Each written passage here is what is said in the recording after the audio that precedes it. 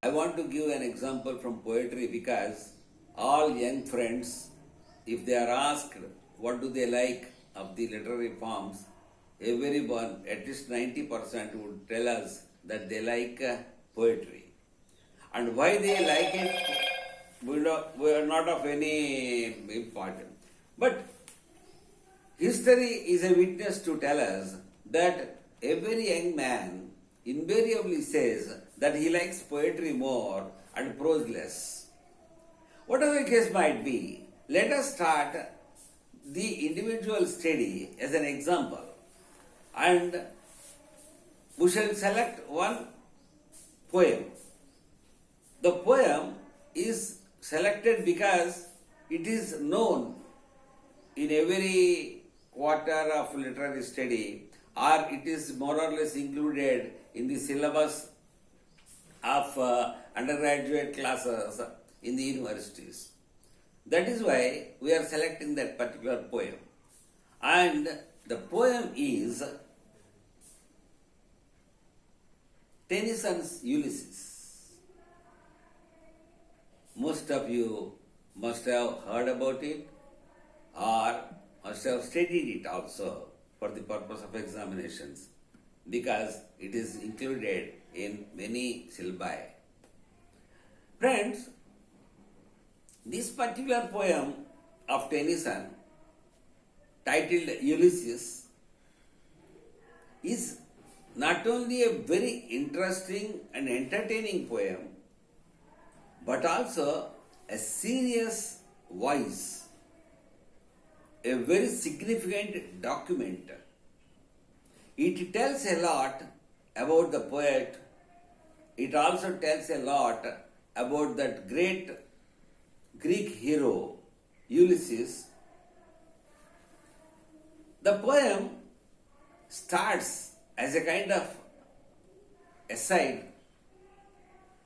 Of course, it is called a dramatic monologue.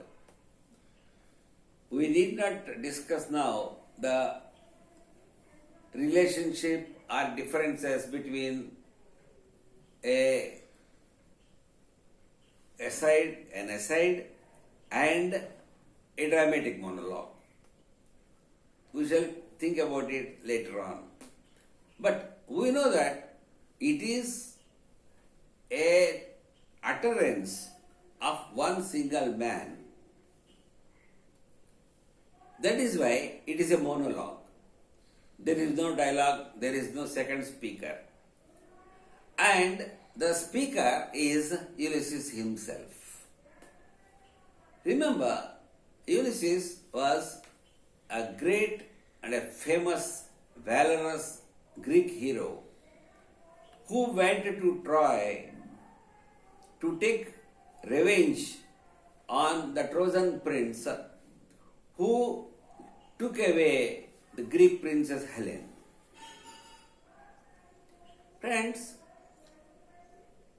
it is stated that the Greek army made preparations for 10 years and fought for 10 years on the battlefield of Troy, and they took 10 years to come back. Now, it is, even though it is 30 years to be counted, for us it does not make much difference, because our interest is to see the feelings and experiences of Ulysses, who was a part and parcel of this gigantic war cry. Ulysses, after the destruction of Troy, returned home as are many other Greek heroes. While returning, he was very eager to reach his home, to meet his wife and children, and to meet his people, and to come back to his kingdom of Ithaca. Yes, after traveling for such a long time on the wide seas, Ulysses at last reaches his home. No doubt he was very happy. But in a very short time, he concludes that his return to his home was not such a happy thing as he thought. Ulysses comes back and starts living with his wife and son. In his absence, his son Telemachus became the king and he started ruling over the island. And his wife, who became old, was not of much active in her domestic and social life. The subjects or the people also are changed now because there is a great contrast between the time of Ulysses and the time of his son Telemachus. After returning home, Ulysses has found the great hiatus between the past and the present. He clearly states that his days were very interesting because he was strong. He was in the company of titans and giants. He mixed with his heroes, and in battles he fought with great men. And he was always a man of energy. He was ready for action. After all this time of action, he comes back only to spend a life of boredom. He was not in a position to mix with his people because of the difference of their attitudes to life. His son had already become the king of the island, and he had evolved his own rules and regulations, and those rules and regulations are fit for the subjects. But Ulysses was not very happy with it. And he reflected on this change, and he thought that his life would be spent as a life of great action, especially on the background of his battle experience. He is tired, he is bored. Now there is a problem before him. What does he do? Does he spend the remaining part of his life only by eating, drinking, and satisfying himself with the backward citizens of the island? Or would he spend his lifetime with his old wife? Or would he like to live under the kingship of his son? No, Ulysses decides not to do, because he says it is not his way of life. It is not his attitude to life. He does not want to lead the remaining part of his life in such a boredom. So he takes a decision that he would like to start his ship and go on an adventure on the wild seas, because that is his nature. He says that living in boredom is definitely worse. That is why he should set up on his journey and find new worlds and see novel places, and also chase new knowledge. So he says he would like to leave that place, and his ship is ready, and he would leave the kingdom and go away. And if you remember the famous lines, to seek to find and to strive to seek to find and not to yield. This is a simple poem. And the poem does not have any complications except the background of Trojan War and Ulysses' journey. But read it. A great hero, after a marvelous and adventurous battle experience, comes back only to find his kingdom a boring place.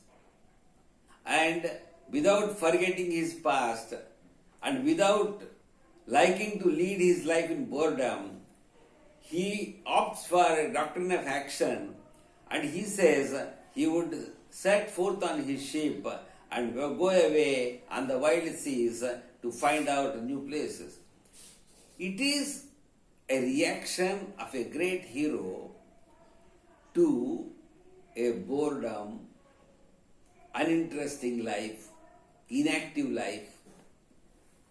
Once you read this poem, you really get an idea as to how heroic souls and heroic personalities would not like to take rest and would not like to lead their lives in boredom. They want action, and whatever the consequence may be, and whatever the destination may be, they enjoy action itself without bothering for the ends. This is a very interesting type of attitude to life expressed by Ulysses. Actually, if we read the poem from its depth, it is a very clear representative voice of one who lived in the Victorian age. Of course, by discussing these things, we are going out of the way.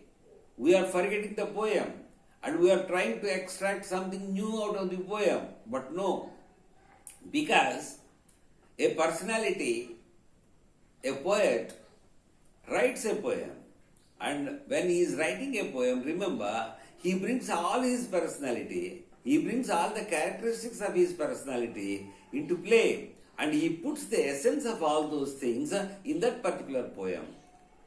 Some do it invisibly, some do it openly. But here, Tennyson, being a great artist, actually resorts to writing a dramatic monologue, which is absolutely useful for such purposes, where the personality is definitely exposed and the personality gives a complete idea about the intention, the idea, the aim of life. Now, the poem is written in a very interesting fashion. Remember one thing, if you really want to enjoy the poem, there is no need to understand the Victorian background at all. It's enough to know the story of Ulysses. But remember, friends, when you know that the poem is written by a Victorian Ulysses who fought, who lived, and who had a great life, and who is trying to express his own boredom in the midst of the materialistic civilization of Victorian era, in the false complacency of the Victorian society. If we know this, after reading the poem, no doubt we are straining a bit, but remember, the joy is more. It is not only for joy that we do it. Friends, it is also a way of studying a poem. When you are reading a poem, you have to definitely read between the lines, because in poetry, words are not used as prose, they are used in prose. They are used in a different way, because words are emanated in emotional context. And when you are reading those words, it becomes your duty to know what that emotional quantum is behind the words. And when you read, definitely you will get all these things. This is literature. This is kind of study. When I read that poem, I really felt that it's a poem which is applicable to every one of us. Because at a particular stage in life, you are bound to become inactive. You have to compromise with many things. And you lived a very happy and adventurous life, but now because of old age, you may be forced to lead a life of boredom. But shall we accept it? Many old people in the position of Ulysses may not opt for that which is opted by Ulysses. It's not possible also.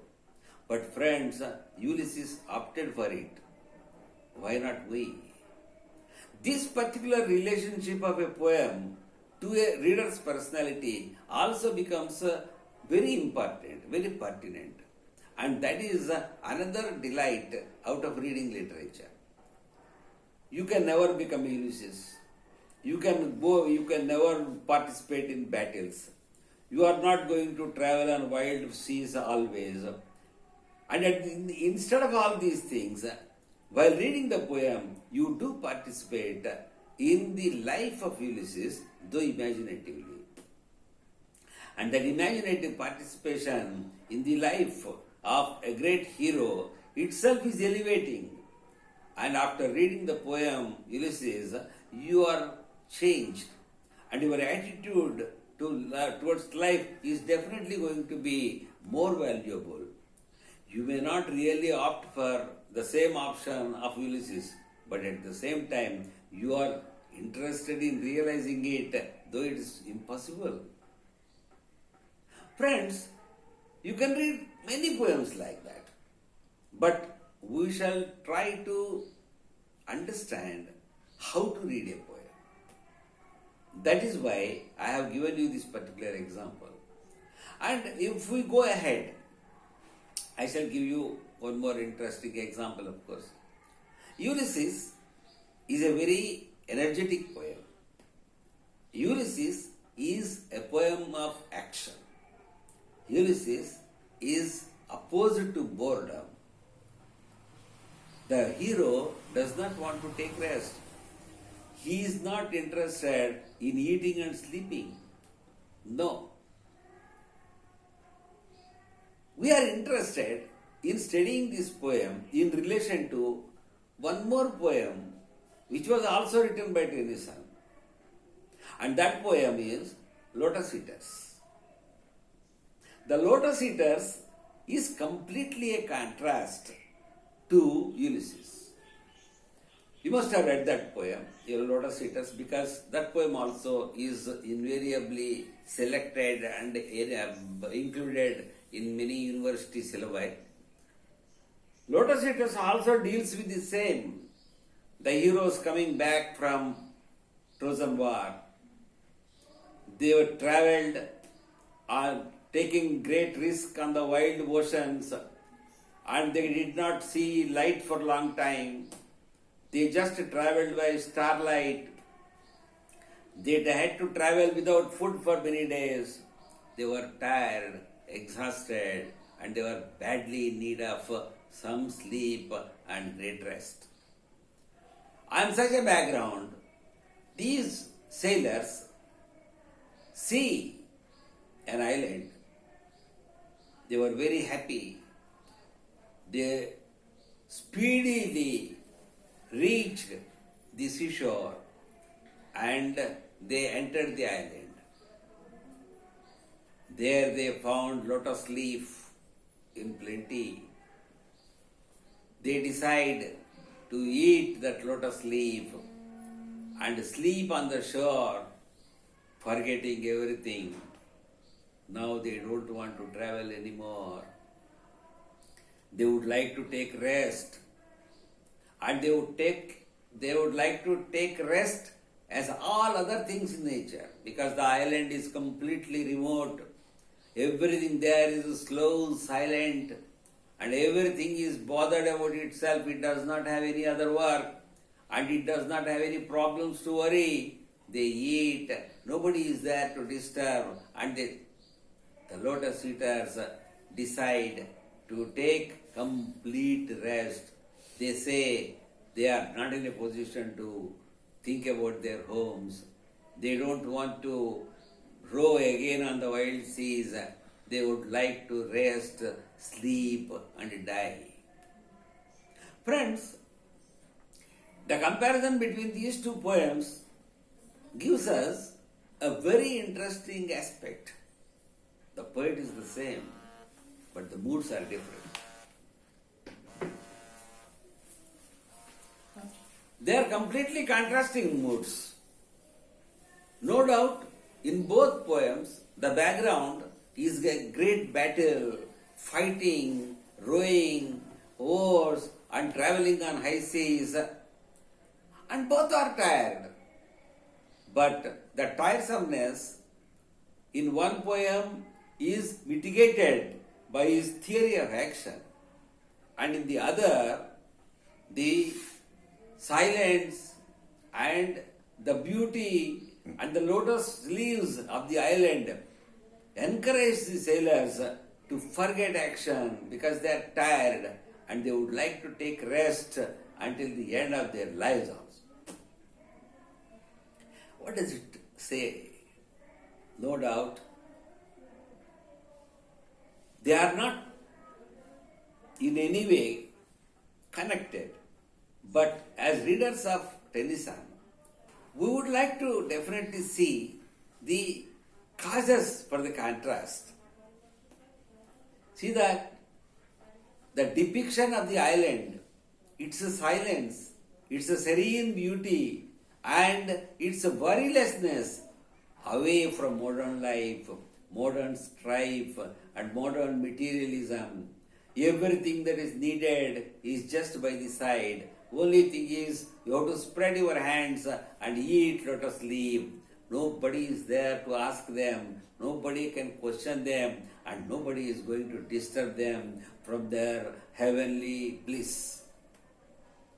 That also is to be selected. If some persons really love the doctrine of action as preached by Ulysses, the same may also like to have that complete rest which was available and which was opted by the sailors. What does it mean? By reading these two poems and compare the contrast, don't you think that we are more richer in our experiences of life? There are two stages in a man's life probably. At one stage, you may like to be tired and you like to take complete rest. And in the same way, in a different mood, you would like to rise, take your ship and run on wild pursuits to find new things. Friends, this is what literature is. Literature provides you what you cannot get in real life. You are bored, you are tired, you are exhausted, and your aims are limited, and the society puts restrictions, and materialism may lead you to nowhere, and you are not allowed to spend your complete life in spiritualism. Under such circumstances, you cannot aspire, probably you cannot even dream of getting such things. But when you are reading literature,